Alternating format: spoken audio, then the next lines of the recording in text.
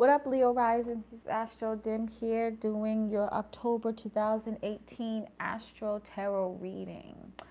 All right, all right, all right, all right. Let's cut these cords. I just want to let y'all know that my I'm doing on my Bed and Astrology podcast. I'm doing Podcastoween, in which every single day of October, I'm covering a conspiracy theory death, looking at the natal chart of the person as well as the birth chart of as well as the death chart of that person, to see if we can understand what really happened when they died. Very eighth house, very spooky, right? Ooh. So check it out. It's on most podcasts and music streaming platforms, okay? Also, I'm using new cards. It's called the Mandala Astrological Tarot, okay? And as you can see in the cards, I don't know if you can, it's focusing. Okay, you see how it says Empress and then Venus and then the Fool and Air, Uranus, and then the Moon with Pisces. Like, it'll tell you different astrological aspects in the card. You'll see when I do it, okay? This was my first tarot deck. I didn't get a chance to use it. I actually lost it before I was able to use it. And it's funny because in traditional tarot, they say that you know you're meant for tarot if a tarot person randomly gives you a tarot deck, in which that happened. An intuitive tarot reader, who was my one of my best friend's mothers, just randomly gave it to me. Now, I wasn't into tarot at this point at all, only astrology, and that's it. But she's like, trust me, you're going to need this. My intuition told me, my guides told me to give this to you. And literally years later, I'm doing Astro Tarot readings, and no one really does that in YouTube. You know what I mean? And it's just, this deck's perfect. And so it's crazy how shit works that way. You know what I mean? But anywho, let's get to your reading, okay? Let me cut the cards.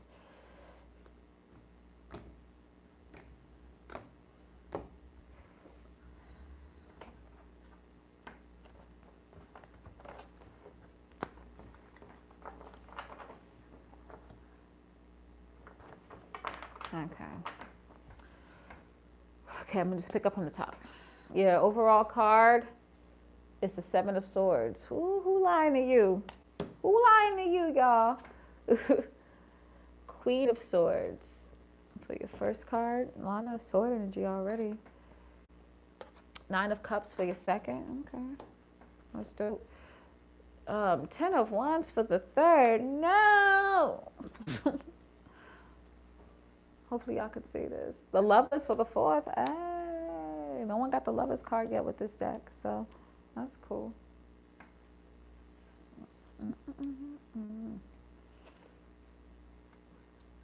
Seven of Pentacles for the fifth. Nine of Wands for the sixth. You got the Ten of Wands and a Nine of Wands. What is going on, y'all? Prince of Cups for the second, which is the Knight of Cups. The seventh, excuse me. Which that's kind of fun. Three of Wands for the eighth. Magician for the ninth. King of Swords for the 10th. Seven of Cups for the 11th. Ugh.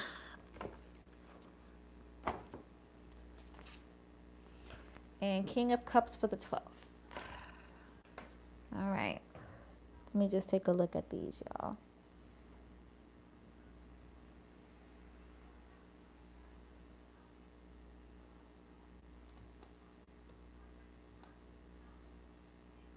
All right. Hold on one second. I just have to pull up the Planet Watcher real quick.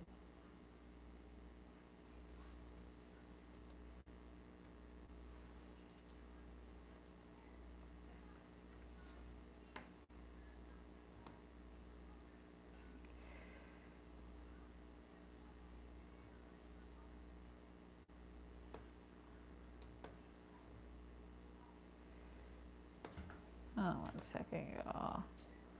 1 second. Okay. All right.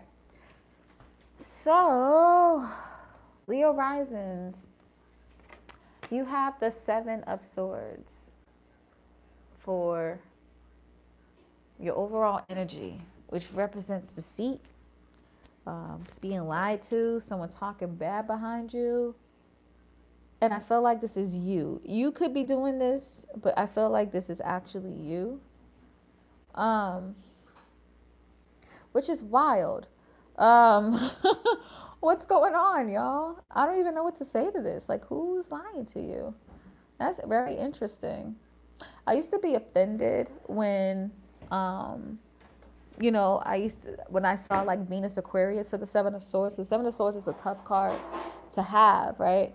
And I'm a Venus Aquarius, and I'm like, I'm not lying, I don't deceive. But, in order to lie and deceive, you have to emotionally detach from the situation, which to get to your desires, which is very Venus Aquarius. You know what I mean? We don't lie and deceit, but we do emotionally detach from situations to better help situations to get the desires that we want. And so, again, this is happening because someone is emotionally detaching from you or from the situation that's causing them to lie and to be deceitful for. So watch out for that, please. And if you are being a liar and a deceitful person, stop it. Ain't gonna help you none. Ain't gonna help you none, okay? Queen of Swords. So this is making me think that y'all are being the liars. I'm just playing. But the Queen of Swords is interesting. It could be too. Hey, Leo Akeem. So this is a general reading for Leo risings. If you're interested in a personal reading, check out my Etsy.com shop, which is etsy.com/shop/astrodim. And I do offer these personally. And I do clarifying cards too. So the reading's like mad long. It's like an hour long when I do these readings personally. So if you're interested, check that out, okay? But so back to the Leo Rising's general reading for October. We have the Queen of Swords for your first house, right? And for the Queen of Swords, for the first house, it represents personality, appearance, and persona, right? And so right now, this month, you are embodying the energy of being quick-tongued, very stern, very smart, but not taking any ish whatsoever. And it could be because this person was lying to you, being deceitful, and now you feel like you have to have this persona of this tough person. The thing is, though, what I always warn about Queen of Swords, I understand with seeing the Seven of Swords why you feel like you have to do that. You get what I'm saying? That you have to be stern and be quick-tongued and snap back at people. I get it. But the thing is, though, is that you need to do it to the right people. Don't be stern and don't be mean and don't be quick-tongued with the wrong people who are trying to help you, okay? So I definitely want to stress that. Now, you have the North Node here. So believe it or not, this is helping you with your life path. This is actually deterring you for your life path. Maybe this is helping you cut off certain types of people so you can get on the right life path and be that creative, self-expressive, awesome, talented person that you are. Okay? So I definitely want to stress that for you. Now this is dope. Even though you're going through all this bullshit, you got the Nine of Cups for your second house. That is bomb. Nine of Cups is wish fulfillment, right? Having your dreams come true, having your cup like pour over and fill itself back up. It's like a fountain. So to have that energy for your second house, which is the house of material worth, finances, and self-worth, is great. It shows that you understand that you are worthy. Of course you do. You're a Leo rising, right? You understand your worth. You understand your self-worth. It is high, and now you're getting the rewards for it. That is dope. I'm very happy and proud of you, Leo risings. I stress self-worth to people all the time, and I always say that the people that got self-worth down pat are Leo suns, Taurus risings, and Leo risings. So kudos to y'all. I don't have to give that speech out to y'all. Y'all already know. Y'all already know. There's nothing in Virgo. So we don't have to worry about the planetary energies happening here, but I'm very, very proud and happy for y'all, okay? But the fuck, you got the 10 of Wands for the third house. And so, okay, third house is the house of community, communication, um, thought processes, and siblings too. 10 of Wands is the energy of you really, you have a whole bunch of work and you feel overwhelmed and you feel like you can't push any longer. Just know, the first thing I want to tell you is that the work is almost done. Okay? Just be aware of that. But the second thing I want you to be aware of too is that, this may be because you feel like you are obligated to communicate certain things to people and you feel overworked, or you feel obligated to your siblings and you have a lot of work to like help them out, and you just are very just exhausted with communicating. You're exhausted with your thoughts. You have to think things through all the time, and you just are so tired at this moment, and you just want to let things go and finally just be over with whatever project or whatever you're thinking of, whatever you're trying to accomplish. You want to be done with it. Just know that it's almost done, okay? Please know that it's almost done. And it's going to be to your benefit when you're done with this. I bet you by the end of October, you'll be done with this, okay? Whatever this thing is. So again, third house is the house of communications, community. Maybe you're doing work within your community. Maybe you're doing work with your siblings. Maybe you feel like you have to communicate all the time and repeat yourself over and over again. Maybe you're thinking things through, trying to change your life. Maybe it's you feel overworked because this person has been lying and deceiving to you, and now you have to do all this extra work now. You know what I mean? It could be that too. Libra is in your third house, y'all. And the first week of October, Mercury was there. But now, like, the sun's going to be there until the end of the month. And so your deep focus right now is relationships, and maybe you be feeling generally overworked in relationships because you feel like you have to communicate all the time. People don't just get what you are trying to say. Or just in general, you just like communications to be harmonious, easygoing, surface. You don't want people to dig in too much. You just want to enjoy. Just know that this is for the betterment. This is helping you learn how to communicate within relationships. This is helping you strengthen your communication skills and strengthen how you relate to people, and kind of digging even deeper and getting to know people on a one-on-one level, okay? So this is for the betterment of you. So don't feel overworked. It's almost done. Libra season is almost finished. Hey, you got the Lovers card for the fourth.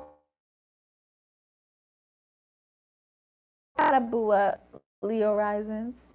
You have the Lovers card for the fourth house. So I feel like you may be really into someone. It could be romantic, it could be platonic, but you're really vibing well with somebody. And now you're really open to allow them into your private life, right?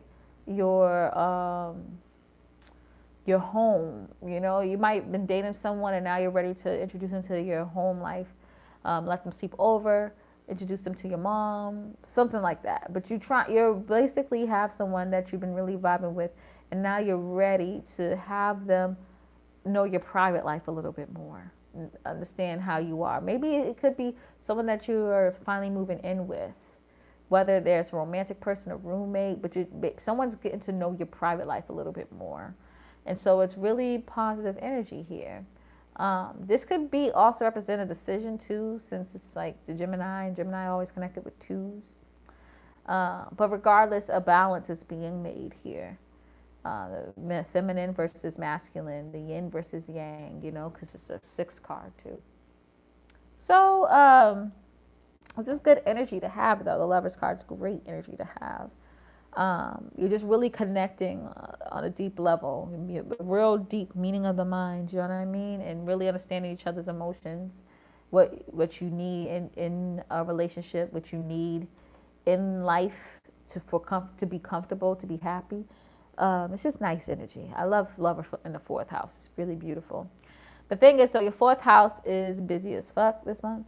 So just right now, just at this moment, You have Mercury, Venus, the moon, and Jupiter in the fourth house. And then later, when the Scorpio season, the next half of the month, last half of the month, the sun's going to also be there. The moon ain't going to be there, though, but the sun's going to also be there.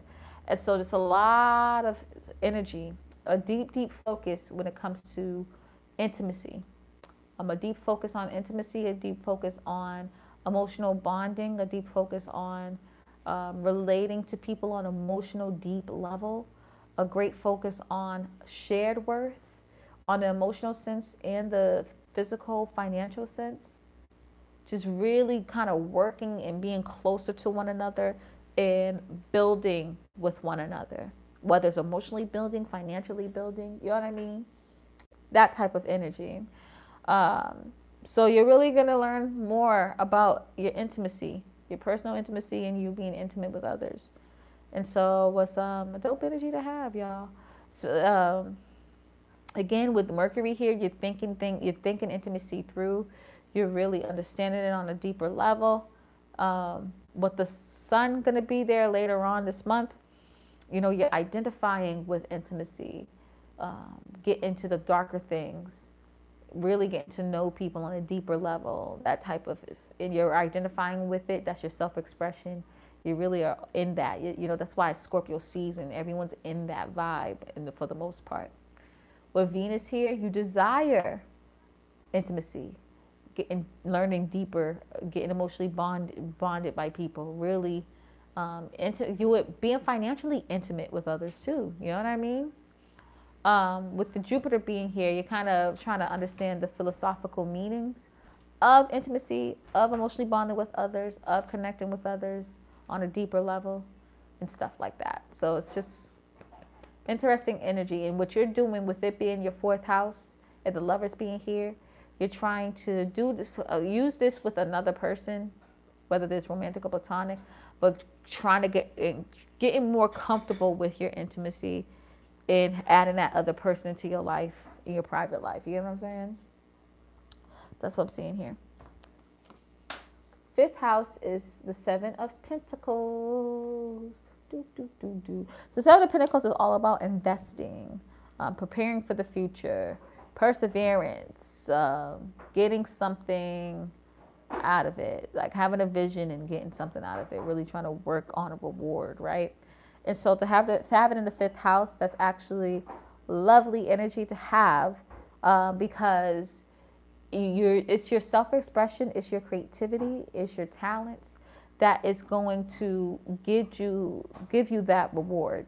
See, the fifth house, that's what that represents. You know, self-expression, talents, creativity, fun, romance. You know what I mean? The fun things. That's the fun house, right? The things that you like to do. You know, for people who are successful, right, they have to have some perseverance. But usually perseverance is connected to you enjoying the thing that you're doing. And so again, this is the fifth house, the house of fun. So it's the things that you enjoy doing, your natural talents, that's going to give you this success, right? The reward that you're working hard for, the thing that you're investing in, the thing that you have a vision about. So try to think back on, okay, what do I enjoy the most? What are my natural talents? What makes me smile, makes me happy? And maybe I need to invest in that a little bit more. You know what I mean? Maybe I need to connect with that. This is, you know, the actual placement that they have here is Saturn and Taurus. And with Saturn and Taurus, right?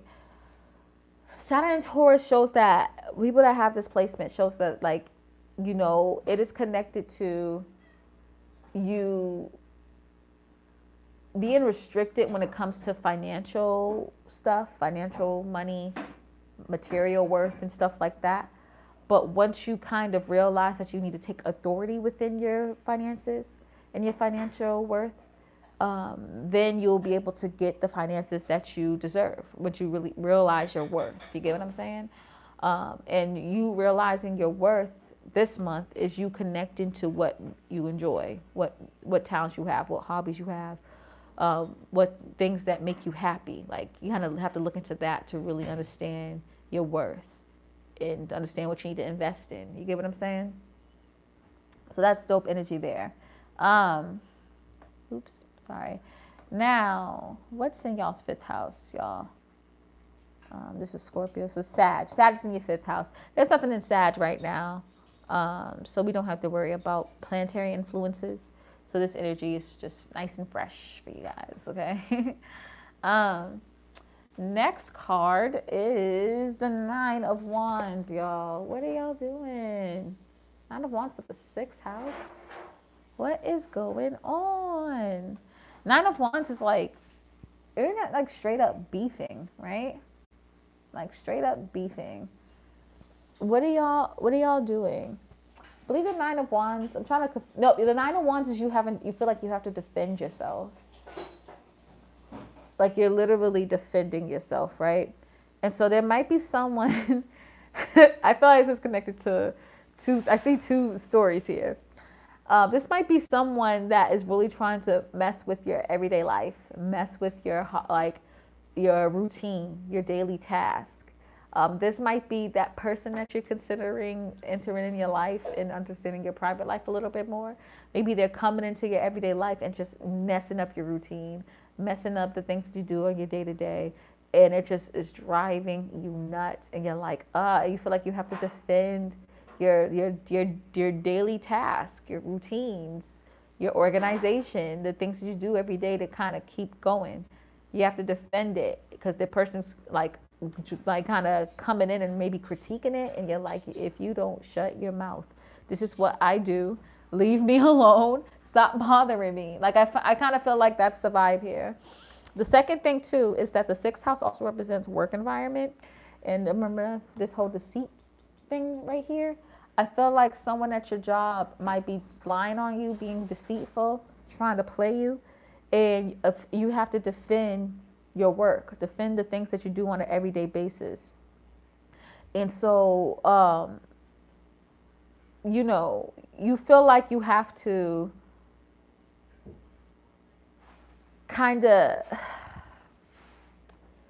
it's interesting. Like you feel like you have to just honestly, you're on edge. You may be even slightly paranoid, but you have the courage to defend, and you are going to be persistent, and you don't give a damn, right? And you're just going to be resilient when it comes to that. So just be aware that someone might be lying or being deceiving or doing some shady shit around you at your work environment, and that you may have to defend yourself. So kind of make sure you're clear and you're doing things the right way, which you probably are, Leo risings. You're very prideful of your work. But just be aware that you might have to defend yourself at your work, at your job. That's all I got to say about that. Okay. Like you literally you're creating bars. You're creating kind of like defenses, like, no, see, if they say this, I'm going to show this. I have that receipt. If they do that, I'm going to show them this and that. You know what I mean? Which is crazy. And I actually know a Leo rising that's currently going through that now that I think about it. That's crazy. It's wild how it works, y'all. You have the Prince of Cups, which is the Knight of Cups for your 7th house. Hey, I remember someone asked me if I could pull the Lover's card. I mean, a love card for you. This is the love card, okay? This shows that someone is trying to holler at you. Let me know if this is connected to you. For the people who are single, someone is trying to holler at you, okay? They are interested, and they are pulling all stops. If you're not single too, this could be a partner, or it could be somebody else. Shoot. Still trying to pull all the stops and show you how much they care. The Knight of Cups is so romantic. They're like doing everything to show you how much they care, how much they love you, how much they want you. And since it's the Prince of Cups, right? This is somebody else. I feel like this is somebody else doing this to you, but you could be doing this with someone else too. But this person really wants to get to know you. Okay? They really, really want to get to know you. Okay? So, yeah, just see how it goes. Shoot. I know it's Venus retrograde. And so Venus retrograde, a lot of people are like kind of hesitant with that energy. And I get it. But I don't want, one thing I don't want is for people to see retrograde energy and not live life that normally because of it. Just be aware that this person may be a mirror to you and show you your faults, and may get on your damn nerves. But I suggest you not to break anything off during Venus retrograde, but just take your time, be quiet, and learn from the situation. You get what I'm saying? I actually want to reel back in because this here, I feel like you're trying to ask someone to your private life. In your fourth house, and Scorpio's here, and Venus is a Scorpio and is retrograding. Just what I suggest here is, again, be careful to make huge, big decisions at this time. Know that a lot of annoyances is going to happen to you. Don't cut. What I really suggest to you, Leo risings, don't cut anyone off, or don't be mad at someone off of things that are happening this month, in the next month, first half of next month, because Venus is retrograde and Venus is trying to teach you something. And they're not telling you to push the person away. It's telling you to learn from the person, because the person's being your mirror at the moment, okay? That's one thing. Now, to go back here, I didn't talk about the signs over here. Now, remember I was saying all that work drama that you might be going through? Both Saturn and Pluto is in your sixth house, okay? Saturn and Pluto is in your sixth house. So you're actually are going through this because you're going through a transformation within your work environment, within your everyday life, right? And they're causing these issues. The issues are happening because it's trying to push you into the right direction, all right? So be aware of that, as well as Saturn's here. So Saturn represents where you're restricted. So you feel like in your routine life, which includes your work environment, which includes your organization, your daily routines and stuff, you are currently feeling restricted here. And the lesson with Saturn is that means you're restricted here, so you need to take authority. You need to stand up and take authority within that situation. You need to stand up and take authority for the proper status and reputation and career that you're supposed to be having. And it's supposed to be applying to your everyday life, right? So if you're having this drama at your work, or you're having this drama in everyday life, you have to kind of stand up and defend yourself. So this is actually a decent card to have. It's just stressful at the moment, but it's going to kind of bring this transformation that you're supposed to have in your everyday life, including your work life. You get what I'm saying? And then lastly here, not lastly, but before I kind of move forward, Mars is here. So there's probably some deep attraction here with Mars being in the seventh house. But with Mars and Aquarius, though, I feel like you're thinking too much. Stop thinking too much. Just enjoy yourself. But know, in the back of your mind, that, okay, this person's getting on my nerves. They're being a mirror right now. I need to reflect. They're not just being an annoying asshole. Like, they're being a mirror. I need to learn something out of this. Okay? But I think they're not gonna get on your nerves too much. And if they do, they're gonna probably get you something and show you how much they care. Okay? So be aware of that, all right? And then Mars too, in general, even if I had to just ignore the Aquarius part, Mars is kind of like you pushing forward and doing things, just because you have the passion to do it, just because you have the desire to do it. You have to just balance it. Think things through, but don't overthink, okay? Let this person just kind of give you stuff and dote on you. It's fine, right? Just do it. That's what I say. Just let the person dote on you. Just let the person kind of give you all these nice things and bomb attention. Just do it, because it's just enjoy the moment. That's what I say. Enjoy the moment. Okay. All right. So 3 of Wands for the 8th house. You know the 8th house is the intimacy house, right? I'm sorry, this is blurry for you guys. But this is the intimacy house. Okay. And you know how we're really focused on intimacy with Venus being in retrograde. So that's really interesting to have the Three of Wands here, because Three of Wands generally represents to prepare for something, to look at what's ahead of you and try to figure out, okay, how should I go about this? How can I expand this part of my life, right? And so you're doing that when it comes to intimacy. And this is like, again, intimacy has multiple layers. It's not just related to romance, but intimacy is financial intimacy, emotional intimacy. Like it's deep, it's way deeper, energetic intimacy, you know what I mean?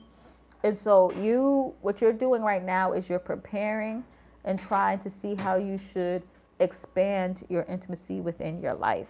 How can I make things better? How can I get the most out of this, right? And since Pisces is in your 8th house, you're thinking more on the sense of, what do I need to do spiritually to expand my intimacy? What self-undoings I need to check to get to expand on my intimacy. That's what Neptune, especially Neptune in Pisces, is all about. Strengthening your intuition, right? Especially with it being retrograde, strengthening your intuition. And so like for instance, right? A lot of people say in Neptune retrograde, your intuition's off. Your intuition's not technically off. What's happening though is that the universe is throwing scenarios at you to make sure your intuition is good, right?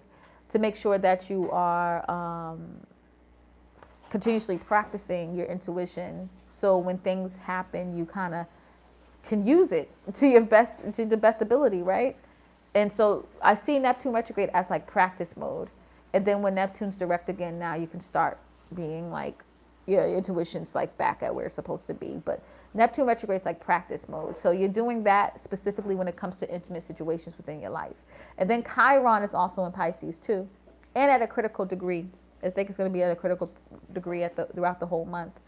And you're healing you spiritually. You're healing yourself undoing. You're healing your self-sabotage in ways when it comes to intimacy, how you block yourself from intimacy. All right? So, yeah. It's good that you're in a thinking way where you're like, okay, I need to prepare to be more intimate. I know I'm losing a part of my life, a certain aspect of my life, and I need to, expand that part of my life and pay more attention to it. So that's lovely and the most mature way to handle it. And I love that you have that card there. Good job. Leo Rising, I'm just so proud of y'all. Y'all are just really standing up for yourselves and getting what you deserve. And I love that. You got the Magician card for the 9th house. Very interesting. And the Magician card, I always say, is the king manifester, right? It's ruled by Mercury, and so it's connected to Gemini and Virgo, and Gemini and Virgos can manifest. They manifest in totally different ways, though. Gemini manifests in a sense of thinking things through, thinking positively, communicating positively, then positive things happen to them. They do it more in an energetic way. And then Virgos do it in a more practical way. They literally plan, set things accordingly, and then the good things happen. And they don't mind making little tweaks and little changes to their plans to make the best thing happen, to have that perfection that they're looking for. So they kind of go about manifesting in totally different ways, but they both are really good at it. Okay? Now this is in your 9th house. So your 9th house is all about different philosophies, beliefs, religions, foreign and long distance travel, right? And so you may be having some great opportunities within those things, especially long distance travel. But the great thing about it too is that when you go into this long distance travel, or when you study these philosophies, religions, and beliefs, it's going to be like a whole new world, and it's going to help you manifest even better. So you're kind of picking up new things in general that you're not used to, and you're learning from it, and you're manifesting more because of it. So it's really dope energy. Aries is in your 9th house, and so you're just straight up going for it, which is the best way to how to handle things. But just be careful though, because sometimes just going for it can put you into something and you don't have enough knowledge for it, and you end up in a kerfunkle, or whatever word that is. I don't know. It's a made up word that I feel like a cartoon uses something. I don't know. Anyways, you end up in an issue. Okay, so be careful with that. Let's look at your 10th house. Your 10th house is the King of Swords. You have the King and the Queen of Swords. Look at y'all. It's Aquarius crown. So having that in your 10th house is kind of badass. I can't even front on that. And Taurus is in your 10th right now. But to have that in your card, have that in your 10th house placement is interesting because it's King of Swords, right? And how I describe the Queen of Swords and how they're very stern, they're very intelligent but stern and sharp mouthed and kind of mean. And you feel like you have to pull up this type of you have to be this way because someone was deceiving you and doing some shady crap. The King of Swords, right, is more on a, I see what you're doing, you're deceiving and you're lying, you're being a little bee about it, but you know, I'm going to outsmart you. Yeah, I'll smile on your face, but I'm clever and I'm going to get things my way through my charm and through my intellect. So then they're not trying to be this tough like bulldog. It's being this like smart like businessman or even lawyer that makes you feel like you're on their side and you're going to trick them. And the 10th house is all about the house of career and a house of reputation and a house of status, right? And so remember you was having all that drama in your 6th house energy, which is your work environment, and you feel like you have to be a stern, mean person in your 1st house. You're realizing later on that, nah, I'm going to outsmart them. Yeah, I'll smile on their face and all that, but I'm going to get what I want out of this situation. And you're going to have that reputation of being this intelligent person who's really clever and always get what they want. And that's actually the best way to kind of go about this situation. So that's really, really dope. And people are just going to know not to mess with you in a certain way because you're going to outthink them and outsmart them every single time. So that's really, really dope. You have Uranus here in your 10th house, y'all. And Uranus is in Taurus right now. And with Uranus here, Uranus kind of is retrograde too, by the way. But Uranus is all about your individuality, random things that just happen and pop up out of nowhere, authenticity, your quirkiness, right? So that's what that represents. So you may feel that that deception really did come out of nowhere. You wasn't expecting it, and you're like, what in the hell, right?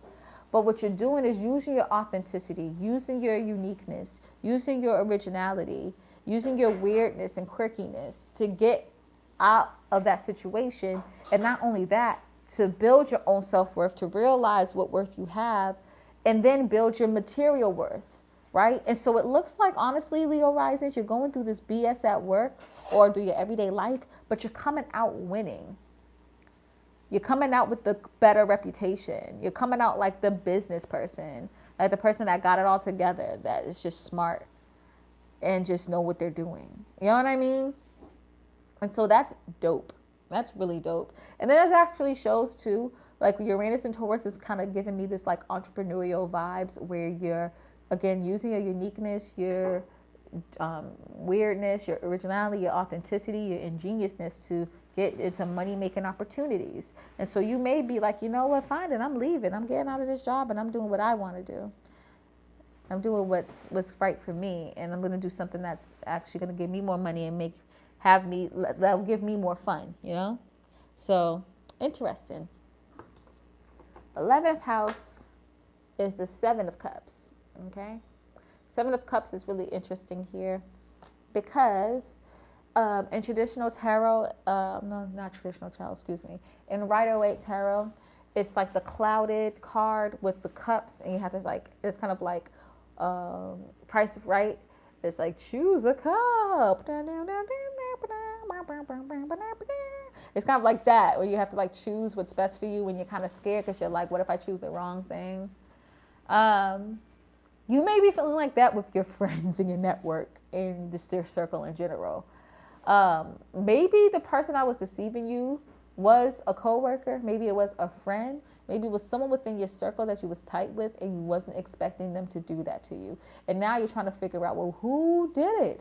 Who is it? The person in cup 1? What about the person in cup 2? Is it cup 3? You know? So you're trying to, I feel like you've been clouded through your emotions. You emotionally connected with the person that's in your circle. And now you're trying to figure out, well, shit, who did it? Who's the one that was deceiving me?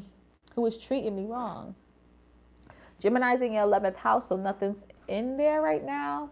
So the energy, you don't have no planetary influences to kind of help you get out of that clouded situation. Just try to really reflect, use your intuition and logic in tandem, like use them all together, and try to kind of figure it out. I know that's hard, but that's the best way to do it. Or just forget who that person is and just be like, this happened to me. I'm going to defend myself, and it's, karma's going to happen. I'm going to figure out who that messed up person is, and it's going to work in my favor. You know what I mean? Lastly, you have the King of Cups for your 12th house. The 12th house is ruled by Cancer, and nothing's in Cancer right now. But with your 12th house having the King of Cups here, again, this is, I think someone else had this card, but in the 11th, I believe it was Cancer Risings. These readings are so long. I'm so sorry, y'all. It's crazy how long these readings are. They're usually like 30 minutes and they're like 40, so it's kind of wild. But anyway, the interesting thing here, though, is that the King of Cups, it reminds me of just having emotional maturity and emotional intelligence, right? Really becoming one with spirit and understanding the meaning between spirituality and the earthly realm, and kind of mix them all together and just kind of being real focused on just not just earthly ascension, but spiritual ascension too. And so you're really kind of connecting with the deep, murky emotions, the deep, murky waters that is your emotions, right? And kind of connecting it together and becoming more emotionally mature out of this situation. That's lovely, okay? All right, y'all. So that's my reading, Leo Risings. I'm sorry the readings are becoming so long. But maybe you need to learn a little bit more this month or something. I don't know, shit. I hope this was helpful, okay? I love y'all. If please comment, like, subscribe, share, care, and all that good stuff. If you're interested in a personal reading, check out Etsy.com/shop/astrodim. Also, if you're interested in just supporting the kid and getting exclusive content, go over to my Patreon. It's patreon.com/astrodim and support me. It starts off with $2 a month. I really appreciate it if you could do that. Also, what else? I'm also doing Podcastoween on my podcast called My Bed and Astrology. And it's on most music streaming and podcast streaming platforms, okay? So go ahead and check that out. Podcastoween, what I'm doing for October is every single day I'm doing, looking at the natal and death charts of famous people who died in a mysterious way, and there's like conspiracy theories about them now, about their death. So yeah, check it out. It's literally every single day I'm doing it in October. So check that out, all right, y'all. On to the next. Much love. If you need more information, check my description box below. Peace out.